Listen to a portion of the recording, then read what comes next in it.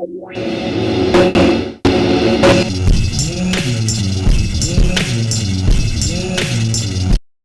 what's up, everybody? This is Joseph R. Wheeler III, the artist, the founder, the president of the ONYXCON Foundation, 501c3 nonprofit ONYXCON from Atlanta, Georgia, representing, welcoming you back for another episode, special episode of Sports Talk.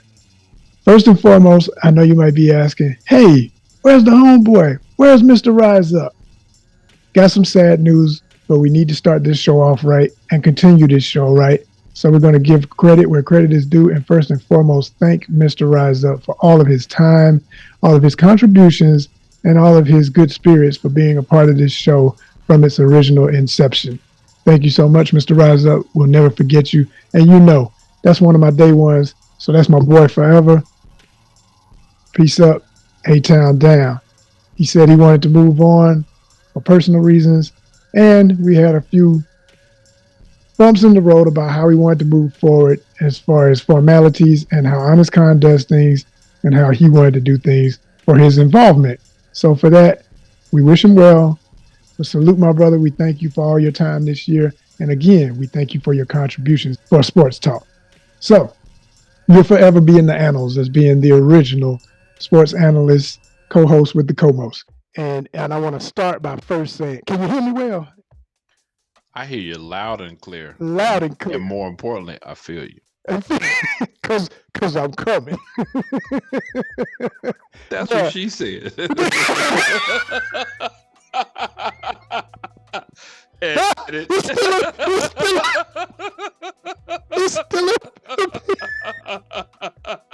It's still a PG-13 show. But we're looking for new talent. So if that sounds like something you'd be interested in, hit us up, onyxcon@gmail.com. We are looking for another co-host with the co-most, and it doesn't have to be one. I mean, we don't want it to get too crowded around here, but this is the way we do it. We do it through Zoom, so that allows for a lot of folks talking at once. But as a moderator and as the host, we'd like to keep it probably no more than about 2 other people besides myself, and I think it'd make for a fun show. Especially looking for a young lady. Looking for some ladies to participate. So if you are somewhere within the age range of your 20s through 50s and you know sports, you love sports, and you've got something really great to say and can share a lot of wisdom, we'd love to have you as a guest. There's really no age limit, but we just know that's about the age range of some of our prime demographics, and we know who's watching and what they would more than likely like to see. So we want to see you. Like I say, you don't have to be a absolute pro. You don't have to be a total master of all things sports. We're not looking for that. You can be another casual fan like myself. I'm the casual fan. I'm the casual analyst. I barely even like to call myself an analyst because people expect you to be all technical and know all the stats and all that. That ain't me. That ain't never been me. Even when I was a diehard fan, I would know a few players' names. I would know who won last week. I would know who's playing next, that kind of thing. I don't even keep up on that level anymore. I check in when I need to check in. I see what I want to see. And I'm out because I do a lot of other things and I wear a whole lot of other hats, people. So let me give y'all some news that's also unfortunate, but hey, we wish the spirits well, and we have to give homage when legends make their transitions.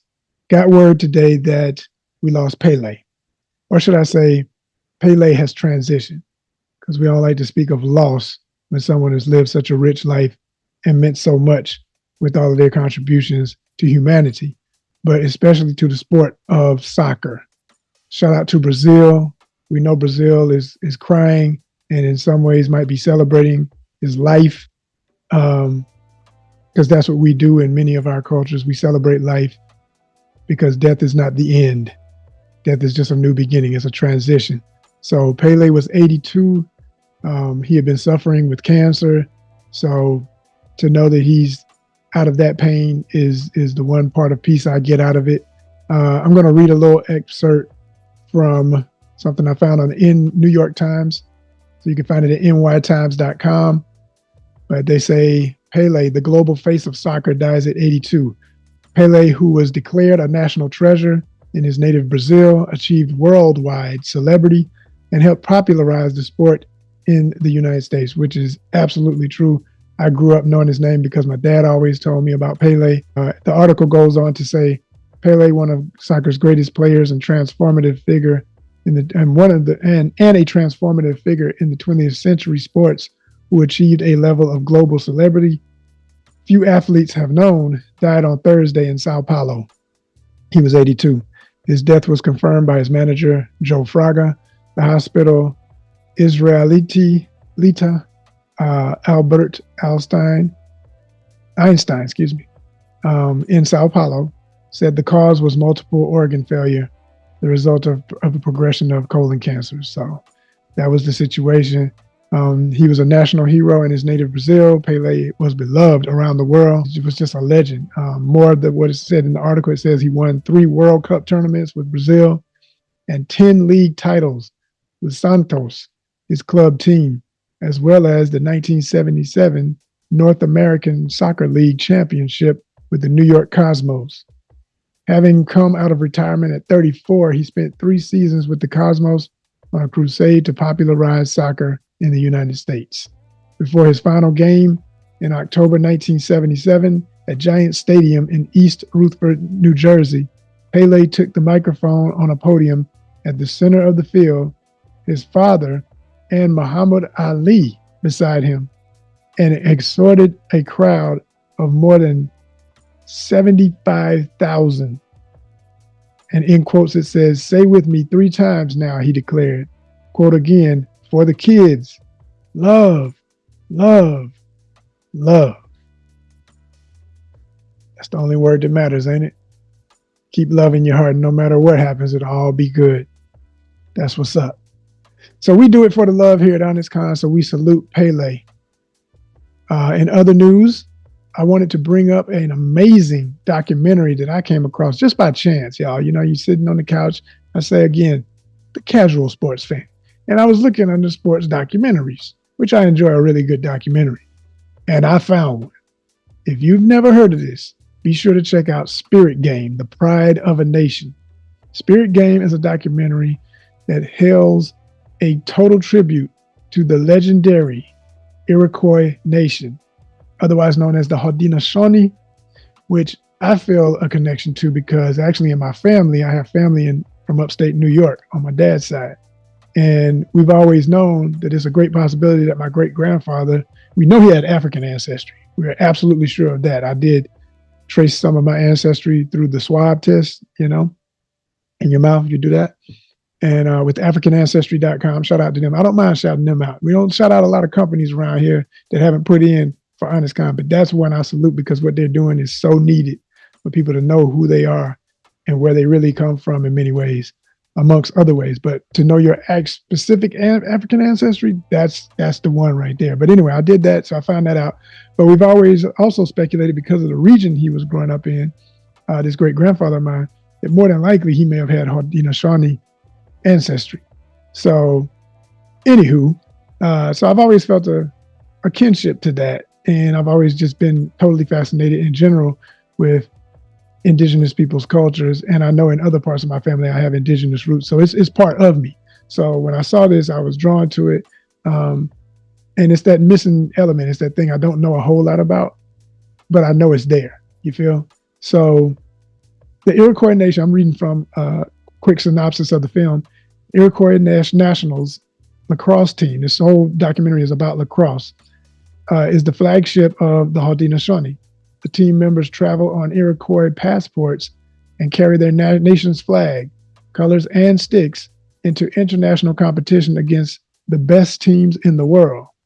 At the 2014 championship games in Denver, the underdog Iroquois Nationals competed with 40 countries and for the first time ever won a bronze medal. This film is touching. If you're the type to get emotional watching someone go through all of the training and trials and tribs to get to these levels of competition, you're in for a tearjerker, or just, you know, you're going to feel that warm feeling, fellas, or the lump in your heart if you don't drop tears too easily. But I promise you, this one's going to get you at times. It's heavy. It's one of those ones you really find yourself rooting for these folks and wishing everything works out. And a lot of times there's a lot of painful losses, but like they say in this brief synopsis, they do accomplish a medal, and they should. And they're only going to get better, obviously, from what I saw in this documentary. The other thing that was of note is that one of the major openings to the games, they had a lot of ceremony, which I love that they brought that with them. They didn't lead a lot of people do not understand and acknowledge. And even in this film, it was spoken of. It was definitely acknowledged. But I feel like it could have been pushed even harder to just say it blatant. The game would not exist. Lacrosse is a French word for the game, but the game that the Haudenosaunee play and why they play it and the spiritual connection they have to it, they are the origin of the game. The game started with them. The new rules, the rules that became the indoor game, that is what happened after Europeans mixed and mingled, took the game, made it or tried to make it their own and pretend that it's only theirs. And that gets acknowledged in the film. There's a lot of, statements being made about that. But I wish it had been pushed even harder, but it gets pushed hard enough. It's there. It's there. And if you want to know more, you can look up more about that. But it is their game. So it's absolutely, it's one of those things where it's like, it's so ridiculous that this is yours and you have to go through so much to prove yourself as a legend in it. Like they literally had references to previous championships where they were forced to show an American passport and they have their own sovereign nation. And they're like, no, we rock our own passport. And they were denied. How you going to, you're playing my game and I can't, the stuff that some folk have done to other people. Watch this film. It's very powerful. Another thing that was amazing in the film that I loved was they acknowledged Jim Brown, which I did not know this. Jim Brown was known as a lacrosse legend. Yeah, that Jim Brown. Yes, the legend. So I'm reading from something else. This is from Fansided. You can check them out. It's a part of Dog Pound Daily, DAWG, pounddaily.com. I found an article talking about Jim Brown, the National Lacrosse Hall of Fame GOAT. They said GOAT, greatest of all time. For whatever reason, lacrosse never developed into a major professional sport like football. But at college level, lacrosse was and is a big deal, particularly in the Northeast and Mid-Atlantic United States. If you imagine playing hockey on a grass field with a ball instead of a puck, that would not be far off. Like hockey, it derives in part from games played by Native Americans. Indigenous sports, y'all. This is the people's. Okay. Today, the players wear pads like football, and it is as rugged as football, hockey, or rugby. Brown claimed that it was actually his favorite sport, which really allowed him to use his speed and power as an athlete. He reportedly said, quote, "I'd rather play lacrosse 6 days a week and football on the 7th. And the man was a national treasure. Some people say he was the greatest to ever play the game in its organized championship state. Jim Brown. That's awesome. When I found that out. So the reason I bring that up is because in the film, Jim Brown was on the field for one of the opening ceremonies. And at first when I saw him, I just thought, oh, did they just bring Jim out because he's such an amazing athlete in general? I didn't notice about him. And then I realized, I said, no, he's there for a bigger reason. Like, because he's the only guy known from another sport, known for football, but he's there. And I realized, no, he's a lacrosse legend. I ain't gonna say who knew. I didn't know. Hopefully I'm teaching you something if it's news to you too. Welcome to the world of lacrosse. I want to know more about it. I even want to go to a game. Atlanta has its own team called the Swarm. Shout out to the Swarm. They've got some legends on it. I've looked them up. They have some Haudenosaunee players, or one in particular I found out about who was amazing. I want to go see them play. I know they're up in Gwinnett. They have an arena. I've done some film work up there, and we were in the arena where they play. But it's seen for a show. I can't even remember what show was that we were doing. I can talk about it now because the NDA is over. The show is out. Oh, the show Queens with Brandy and Eve and so many other folks on there. Yeah, I did that show. I should have shown up because I had a real featured moment. Just speaking of it, side note. But anyway, we were in the arena in Gwinnett where the Swarm plays, which is Atlanta's lacrosse team. I want to go see a game. If anybody's got tickets, you're in the Atlanta area, you want to hang out and make an episode of ONYXCON Fitness Sports Talk, holla at me. Let's go. Let's go see a game. Speaking of others on the wish list, aside from lacrosse, I found out about fan-controlled football. It's indoor football where fans call the plays along with the coaches. Like they have it where it's on your phone. You can basically, while you're watching the game, be on your phone and you say, okay, I want them to do this on the next play. And then somebody else says, I want you to do this on the next play. And between the fans' opinions and the coaches, they work it out. The players work it out. And the next play is what everybody wants. It's almost like democratic football. Like, you're voting for the best plays so that, as a fan, you're not just in the stand saying, do this, kick a field goal. And they don't do it, run the ball. And they don't run it, they throw it. If everybody's saying throw it, damn it, we're going to throw it. You know what I'm saying? So it's different stuff, and it's getting popular. It's getting to more and more. There's a lot of legendary NFL players involved, folks who would be considered washed up, but they still got it. They still got legs. They still got hands. They still got arms, and they're out there on that field, and they're making it happen. So I want to go see a game. I'm pushing that out into the universe. 2023, I want to make that happen. We'll see about it. Okay. In other news, like I said, the name of that film, going back to the lacrosse film, in case you missed it again, it is Spirit Game, Pride of a Nation. Make sure you check that out. So we're going to wrap this thing up as we always tend to do. Sometimes we did it in the beginning of the show. Sometimes we did it at the end. But we got something new. I'm going to give you my picks. Yeah, the casual fans' picks for Week 17 of NFL football. We just having fun, y'all. So here we go. We got the Cowboys and the Titans. Now, going back to the last time either of these teams played, because I like to look at the previous week and then base it on other weeks and what I've been seeing happen. Cowboys have been doing good. I mean, hell, they beat the Eagles. That's pretty heavy. Eagles is my team, one of my teams that I root for this year. And sad to see that. Titans, another one that you never know. They might pull it off, but then they lost to the Texans. It's kind of close. It was 19-14 last week. That game could go either way in my mind. I'm gonna go with the Titans. I don't know why, but I'm feeling that. On to the Cardinals and the Falcons. Now, see, here's where it gets personal because, of course, I want to root for ATL because I'm in ATL. But I got to be honest, and this is about being logical. Falcons just ain't done it. They ain't got it yet. They need to rebuild a lot of things, and they're always rebuilding a lot of things. Till we get that perfect blend, coach and team, Falcons just going to keep doing what they've been doing, y'all. I hate to say it. It's the truth of it. I still support it. I'm still A-Town forever and a day, but I'm rooting for y'all, but I don't know if y'all can pull it off. I mean, even against the doggone Cardinals. I mean, but here's the thing now. Cardinals and Buccaneers, it was 19-16. Bucks won, but that's awful close. I mean, that's just a field goal away from tying up the game, so that could be anybody's game. I'm going to say Falcons just for the hell of it, out of team spirit. There we go. Dolphins and Patriots. Dolphins.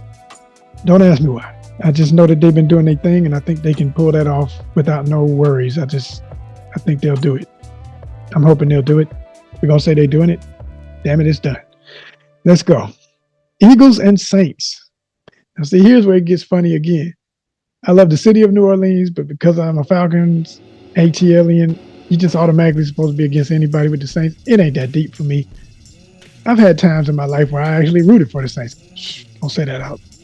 I don't care. Oh yeah, I'm a casual fan, man. It's whatever. Your favorite player for either team could end up on the other one next year. This is why I don't get into it like that. Just go with the feeling, however I'm feeling. I got a lot of friends from New Orleans. I got people there. I got friends in Philly. But Philly's been my team all year, and they own some other stuff. I really want them to pick it up for all the parts where they lost here and there. And I still think they can. I think they're definitely gonna be in the finals. They got a chance still for making it to the Super Bowl. I'm gonna go with the Eagles.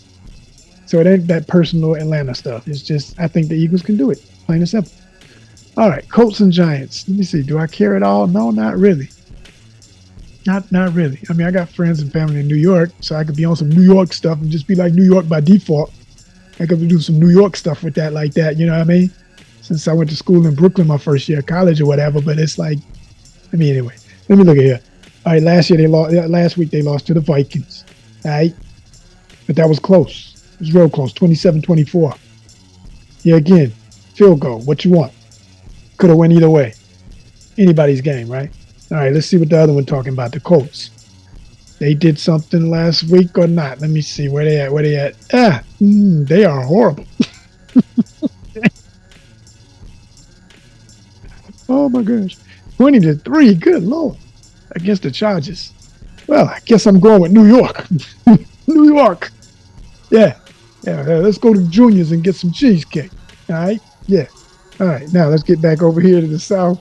We got the Panthers and the Buccaneers. I normally would just go Panthers by default just because I rock with the Panthers a little bit. It's kind of like residue from when Cam was there. I supported them because Cam was there. And they got some folk on their team. And they won last week. So I'm going to go with the Panthers. There we go. All right. Broncos and Chiefs. Chiefs. I mean, come on. Chiefs do what they do. Bears and Lions. That's anybody's craziness. Let's see. What's going on here? They lost last week. The Bears lost. Lions lost. And that wasn't really close against the Panthers. Oh, man. Who lost less?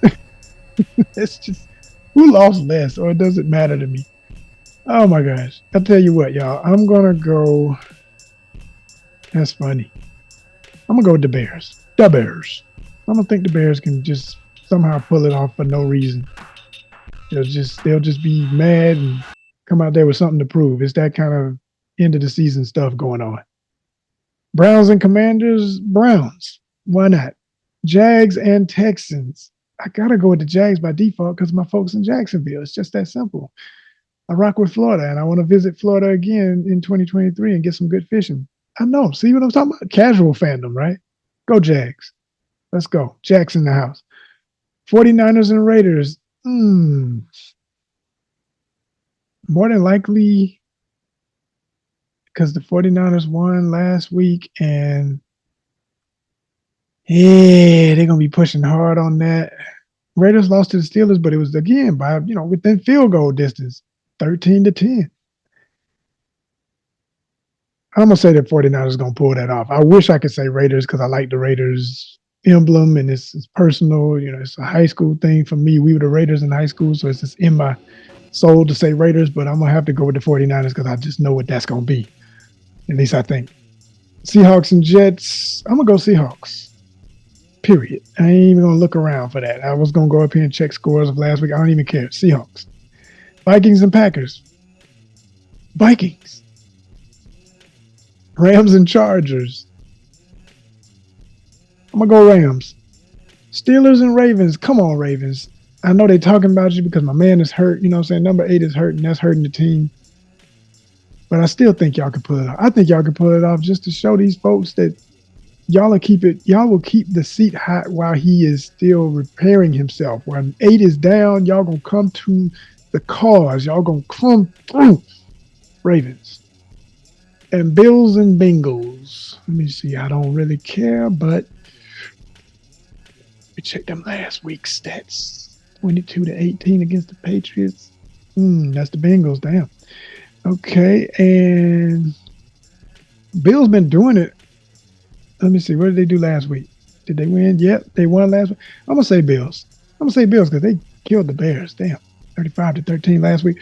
Yeah, we're gonna go on with the Bills on that. And there you go. ATL in thirds picks. Hope y'all enjoyed it. Peace up, A-Town down. Go check out Spirit Game. You will enjoy it. It's available on many free platforms. Tubi, Peacock. It's out there. Enjoy. Salute. ONYXCON. We don't stop. Forever. Peace.